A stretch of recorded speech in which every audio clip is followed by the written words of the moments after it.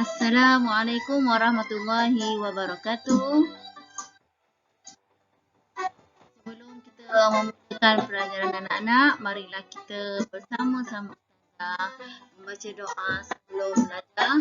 Allahumma ftah alaina hikmataka wanshur alaina min khazaini rahmatika ya arhamar rahimin. Amin amin ya rabbal alamin. Pelajaran hari ini ibadat darjah 6, pelajaran 4, bab puasa. Pengertian puasa. Pengertian puasa menurut bahasa ialah menahan diri daripada melakukan sesuatu seperti makan, minum dan bercakap. Hal ini berdasarkan firman Allah Subhanahu Wa Taala yang menceritakan perihal Maryam alaihissalam yang bermaksud sesungguhnya aku bernazar dia membisu menahan diri kerana Allah Ar-Rahman, maka aku tidak akan berkata-kata kepada sesiapa pun dari kalangan manusia pada hari ini. Yang kedua, puasa dari segi syarak. Yang tadi pada bahasa yang pada segi syarak ialah menahan diri daripada sebarang perkara yang membatalkannya bermula dari terbit fajar sehingga terbit matahari dengan niat puasa.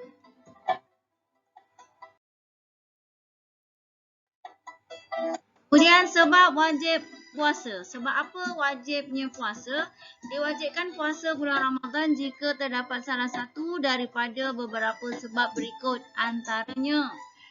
1. Telah sempurna bulan Syakban 30 hari. Telah sempurna Syakban 30 hari, nampak anak bulan Ramadan. Nampak anak bulan Ramadan. Ini nisbah kepada orang yang melihatnya walaupun dia fasik. Kemudian yang ketiga, sabit melihat anak bulan Ramadan pada hukum syarak dengan saksi yang adil. Ini nisbah kepada orang yang tidak melihatnya. Kemudian yang keempat, diberitahu melalui beberapa alamat atau tanda bagi menunjukkan bermulanya bulan Ramadan seperti melihat lampu yang dipasang di menara atau mendengar meriam atau sebagainya mengikut adat kebiasaan yang digunakan. Yang kelima, perisytiharan oleh pihak berkuasa. Kalau kita dekat Malaysia siapa pemohon raja-raja besar permohonan raja-raja besar. Pemohon raja-raja besar yang akan mengumumkan. Seterusnya, tempat sama matlak iaitu tempat terbit bulan. Wajib puasa. Sesebuah negara yang nampak anak bulan wajiblah berpuasa ke atasnya dan ke atas negeri-negeri yang berhampiran dengan sebab berada dalam satu matlak. Matlak ni apa tadi? Inilah tempat terbit bulan. Berbeza matlak tidak wajib puasa. Berbeza matlak, kalau berbeza matlaknya tidak wajib berpuasa. Sekiranya berbeza tempat terbit bulan tadi atau berjauhan bukan dalam satu matlak, ni tidaklah diwajibkan berpuasa. Maksud berbeza matlak. Tadi kan berbeza kan? Apa maksud dia? Yang dimaksudkan dengan berbeza matlak di sini ialah berjauhan di antara dua tempat. Sekira-kira jika nampak anak bulan pada salah satu daripada keduanya, nescaya tidak nampak pada tempat yang satu lagi mengikut kebiasaan. Satu tempat nampak, satu tempat tak nampak.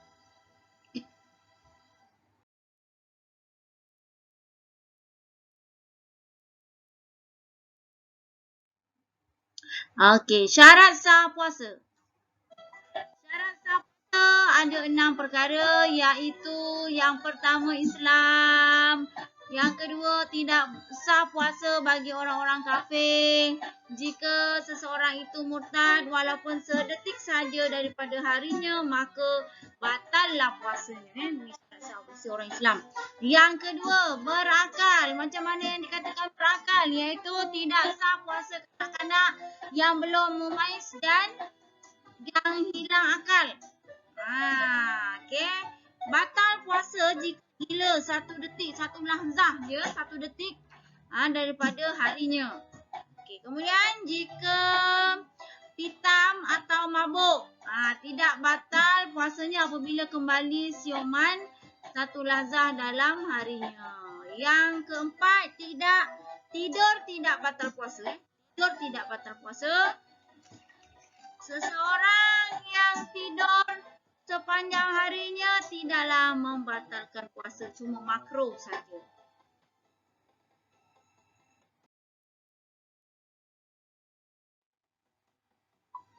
Suci yang ketiga, suci daripada haid dan nifas. Keluar darah tu sepanjang harinya. Batal puasa apabila datang haid atau nifas walaupun 1 lahzah daripada harinya. Walaupun dia keluar sikit darah pun segumpal darah dikira tak boleh puasa. Okay, yang keempat, niat. Wajib ditentukan niat pada puasa fardu seperti Ramadan, qada, nazar atau kafarah. Tengok kita puasa ni, puasa Ramadan ke, Ramadan ni wajib kan? Sama ada kita nak qada puasa, kata pada niatnya. Kemudian yang kelima, menahan diri daripada perkara-perkara yang membatalkan puasa. Kita janganlah buat perkara-perkara yang membatalkan puasa. Yang keenam, masuk waktu atau wujud sebab yang mewajibkan puasa. Masuk waktu atau wujud sebab yang mewajibkan puasa.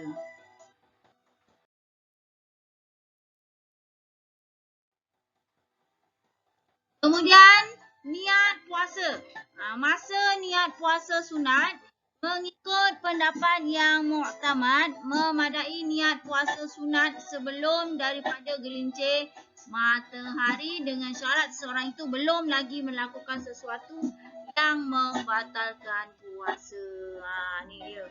Keterangan mengikut satu pendapat adalah memadai niat yang dilakukan selepas daripada gelincir matahari. Memadai. Kemudian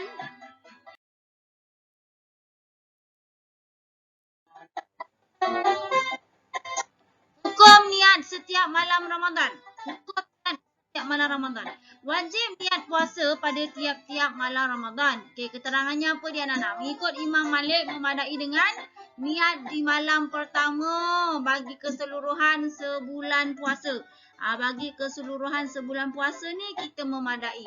Bagi Imam Malik, bagi yang bermazhab Syafi'i, yang bermazhab Syafi'i anak-anak bertaklid iaitu mengikut Imam Malik dalam masalah niat. Kita boleh ikut Imam Malik supaya dia tidak dikenakan qada puasa apabila lupa dia berniat puasa pada mana-mana malam daripada Ramadan selain dari malam pertama. Maksudnya dia dah niat yang malam pertama tu untuk sebulan, sekiranya dia terlupa kepada malam-malam yang lain, dia tak perlu qada puasa. Dia dah kira berniat. Contoh niat berpuasa sebulan. Nawaitu sauma syahri ramadana kulli lillahi ta'ala. Sahaja aku berpuasa sebulan Ramadan sekalinya kerana Allah Ta'ala. Sebulan tu 30 hari lah ya. Kemudian lafaz niat puasa. Sekurang-kurangnya niat puasa Ramadan ialah sahaja aku puasa Ramadan. Nawaitu sauma Ramadan. Kita cakap macam gitu pun boleh. Sependek-pendeknya, sekurang-kurangnya sahaja aku puasa Ramadan. Nawaitu sauma Ramadan. Kemudian niat puasa Ramadan. Okey, ni puasa sekurang-kurangnya kan. Okey, niat puasa Ramadan yang sempurna ialah nawaitu sauma ghadin. Nawaitu sauma ghadin an adai fardi Ramadana hadis sanati lillahi ta'ala. Okey, ni yang panjang, niat panjang. Sengaja aku puasa esok hari daripada menunaikan fardu Ramadan tahun ini kerana Allah Ta'ala. Okey, niat yang panjang. Perkara yang membatalkan puasa. Kita lihat anak-anak ada 10 perkara. 10 perkara yang membatalkan puasa iaitu yang pertama, memasukkan sesuatu ke dalam rongga dengan sengaja walaupun sedikit seperti sebiji langa. Bijan, sebiji bijan. Langa tu dia umpamakan bijan. Atau setitik air atau menelan kahak yang telah dikeluarkan hingga had yang zahir iaitu mahraj huruf H. Atau memasukkan kembali tahi sembelit selepas dari keluarnya. Okey. Itu di antara yang perkara yang membatalkan. Yang kedua, muntah dengan sengaja. Kalau tak sengaja tu lain cerita. Ni muntah dengan sengaja apabila keluar. Ni muntah ni. Saya highlightkan. Muntah dengan sengaja apabila keluar sesuatu daripada perutnya kepada had yang zahir. Apa itu tadi? Glosari langa. Langa ni sejenis tumbuhan herba yang buahnya dapat mengeluarkan minyak seperti bijan atau sesamun indicium. Indicium. Okay. Hasyafah, kepala zakar. Okay, kita tengok apa benda ni hasyafah ni. Okay. Perkara yang membatalkan. Okey, 3, jima dengan sengaja. Jima ni bersetubuh lah suami isteri ataupun bukan dengan suami isteri dengan sengaja, iaitu dengan memasukkan sekalian. Sekalian hasyafah, iaitu kepala zakat tadi tu atau kadar hasyafah bagi orang yang tidak mempunyai hasyafah ke dalam faraj, kemaluan ni atau dubur manusia atau binatang. Batal Jika memasukkan setengah daripada hasyafah tadi, setengah daripada kepala zakar tadi tu tidaklah membatalkan puasa orang yang memasukkannya, tetapi batal puasa orang yang disetubuhi kerana sampai ain ke dalam rongganya. Yang keempat. Okay, ni tadi yang ketiga jima. Yang keempat, mengeluarkan mani. Okay, ni mengeluarkan mani dengan sengaja atau keluar secara mubasyarah tanpa jima seperti menyentuh, berpeluk atau bercium dengan tidak berlapik. Ini batal puasa.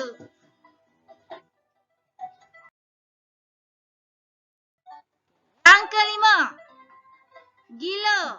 Okey, gila batal puasa walaupun satu lazah, walaupun satu detik dalam harinya, walaupun dia sekejap dia gila batal puasa. Yang keenam, pitam sepanjang hari, iaitu bermula daripada terbit fajar hingga terbenam matahari. 7, iaitu berbuka puasa sebelum daripada dipastikan tahqiq terbenam matahari atau zan cenderung bahawa matahari telah terbenam jika tidak nyata keadaannya baginya. Jadi batal puasa.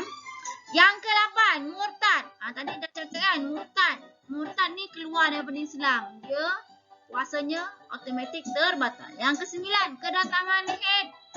Okay, haid ni biasa orang perempuan tiap-tiap bulan datang bulan tu dah keluar darah.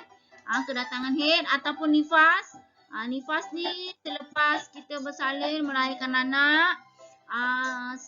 Masa kita dalam tempoh berpantang tu ada keluar darah. Itu nama nifas. Walaupun yang mengiringi alaqah. Walaupun yang mengiringi darah haid tu segumpal darah. Sikit je keluarnya. Sikit. Dikira batal. Atau mudghah. Seketul daging. Kerana ianya dikira sebagai darah haid yang berkumpul. Dikira sebagai darah haid. Yang ke-10, wiladah.